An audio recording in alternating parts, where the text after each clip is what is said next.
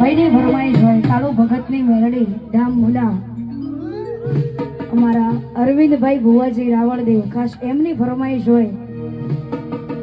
હમીર વડા નાથાણી હા